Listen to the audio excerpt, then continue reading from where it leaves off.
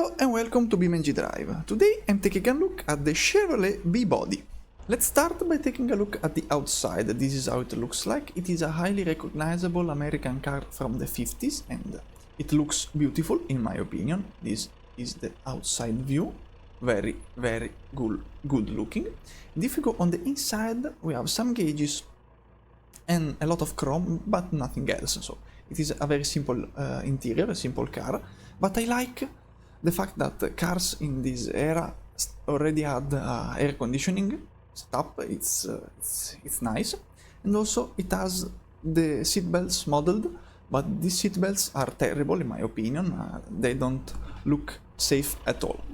Anyway, let's go for a drive with this car. Come on, H series, please let me out of my house, because these cars are ideal just to travel, because they are not fast but they are soft, both in suspensions and in the interior. It is a comfortable vehicle. I sat in a similar one and it is very comfortable. And as you can see, even if it has a big engine, it doesn't have too much power, only 112 horsepower. So it is ideal to just drive around without being in a hurry, because you won't go anywhere fast with these kind of vehicles. Also, you have to remember that you need to stop. They are heavy. It is 1.6 tons, so it is not a light vehicle. And now I'm just cruising around the neighborhood of the Horizon Estates and looking for the highway, because I don't remember where it is. It should be around here. I'm trying to look at the minimap. I'm not sure about where I am going. Maybe not going towards the highway, but I'm enjoying this vehicle because I'm not driving fast. I'm just driving around and it is a nice experience. Even if you floor it, it doesn't spin the wheels. Let me demonstrate.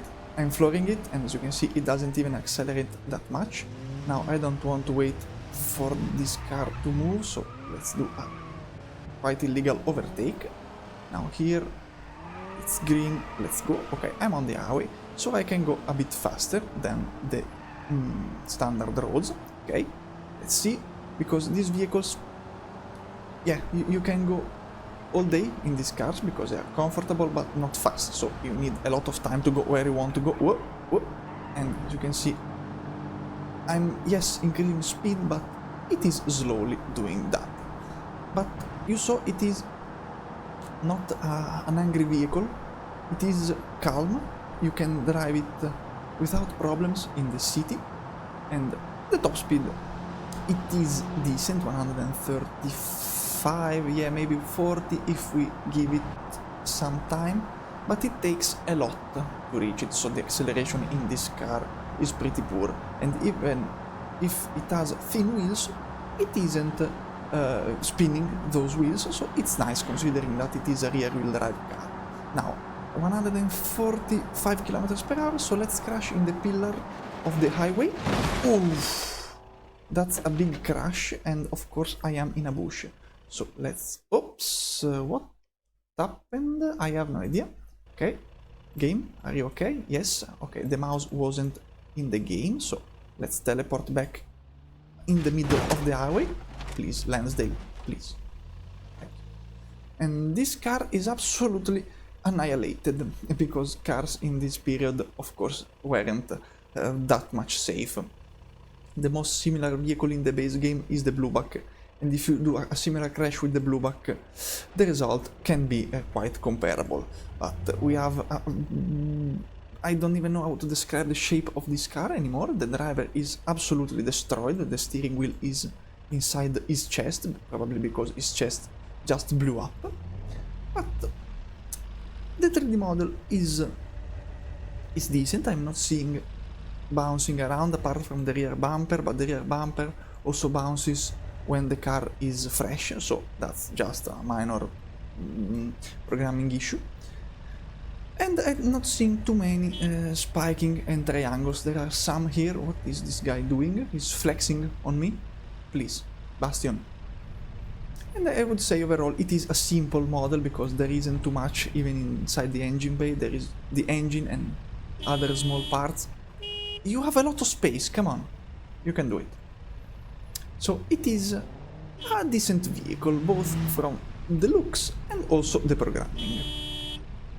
This mod comes with 86 configurations, and now it needs some clarification. First of all, the name of the mod is Chevrolet B-Body, not Chevrolet Impala, because the most recognizable vehicle is the Impala, and I thought that this mod was called that, but it's not, because I discovered that Chevrolet used this body and chassis for 3 different vehicles, the Biscayne, the Bel Air, and the Impala.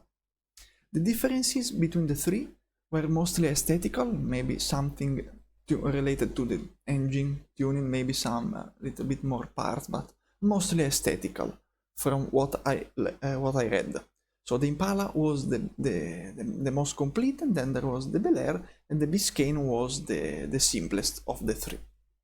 So in this mod we have the Biscayne, the Bel Air, and the Impala. So we have all 3 models for this car, and that's an interesting discovery. Now, apart from having all 3 different models, every model has a lot of configuration, both for engines and the gearboxes. For example, let's take a look at the first, the Biscayne. Biscayne 235, there is an i6 3-speed manual, 4-speed manual, Power Glide automatic, and Turbo Glide with CVT. So it is the same car, same engine, but 4 different gearboxes. And if we go down, as you can see, a lot of configuration. For the Impala 283 V8, there are how many? 16 configuration just for this car with this engine. So it is quite a lot of stuff, because this car also has a convertible configuration. So you can see a lot of configuration for just one engine.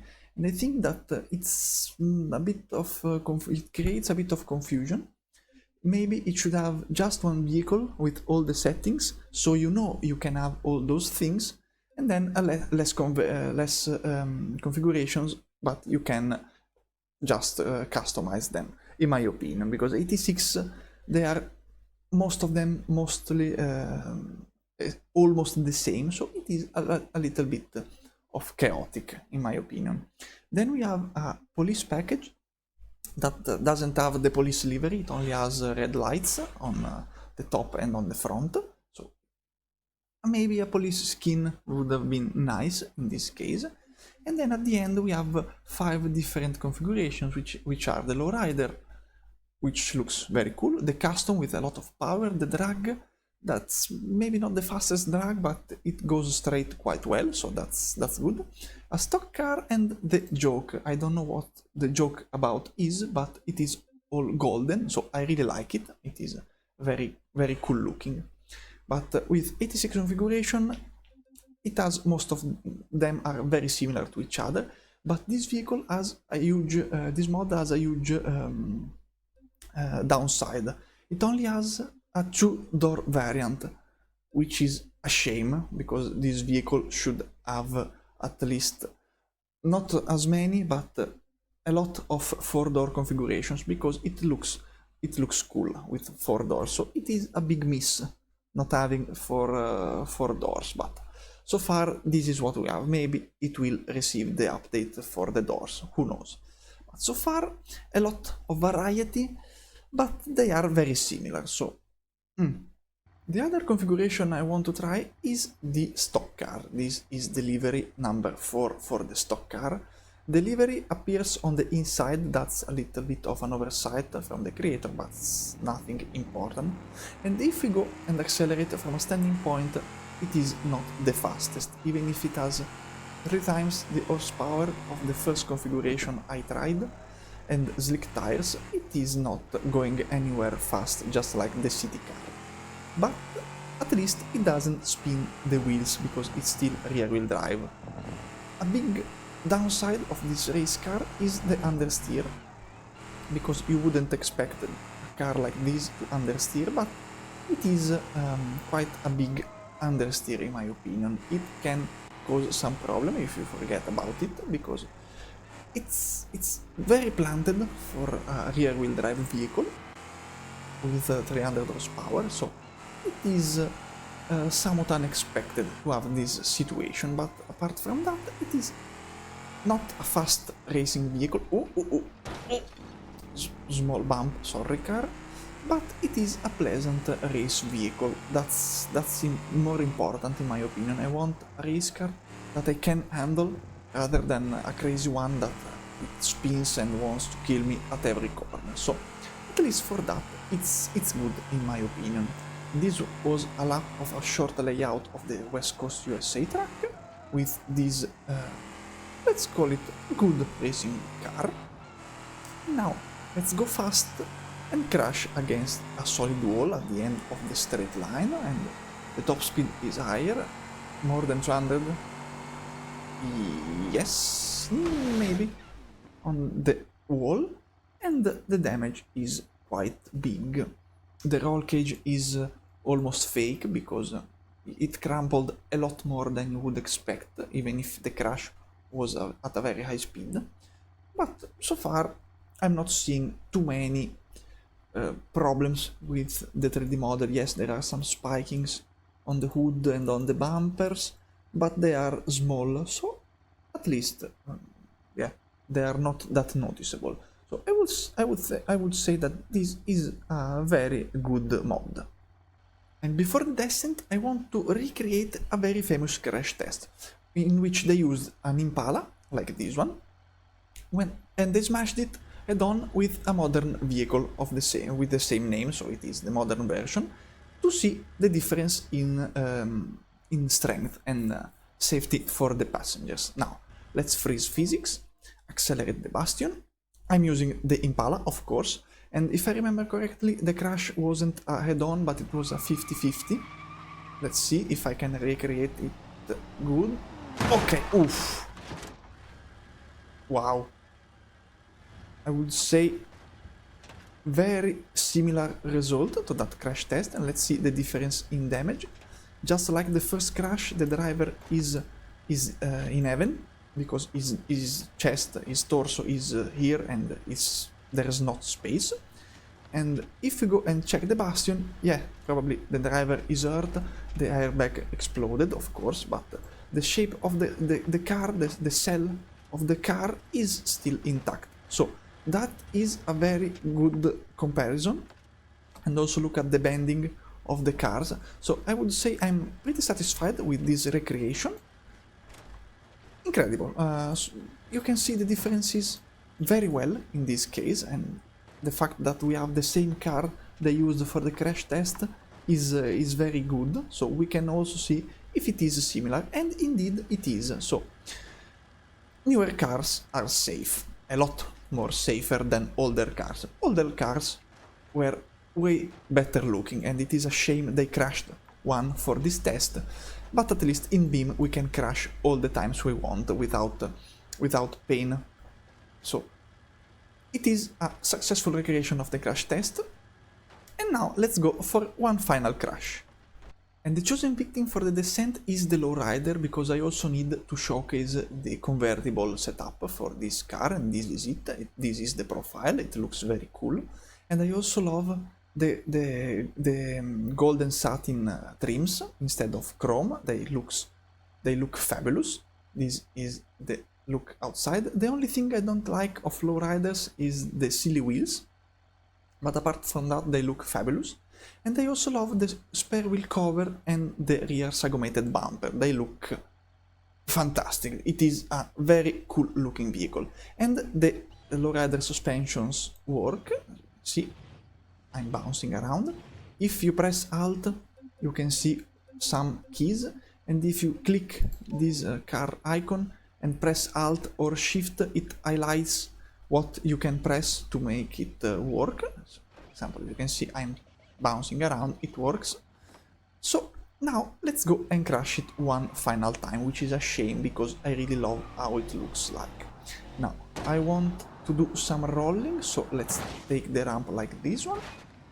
Okay, I already bent the body a lot. Oof. Ooh, that was risky, but wow, that's... Oh, I shred the body. The body is still stuck and the chassis is rolling down with the front wheels, the engine, the exhaust and the front mask. Okay, that was a very, very bad hit after the one that bent the chassis 90 degrees. Okay, let's flip it to see. Oof, that's completely destroyed. The front of the vehicle looks bad as well. Let's go and check the body. And it is not in the best conditions. You can see that the model is not the highest, the finest detailed you can have, but it's still good enough. It is kind of satisfying crashing this car. So at least there is that. And apart from the flying rear bumper, I think that's all for this video. Thanks for watching. Bye bye.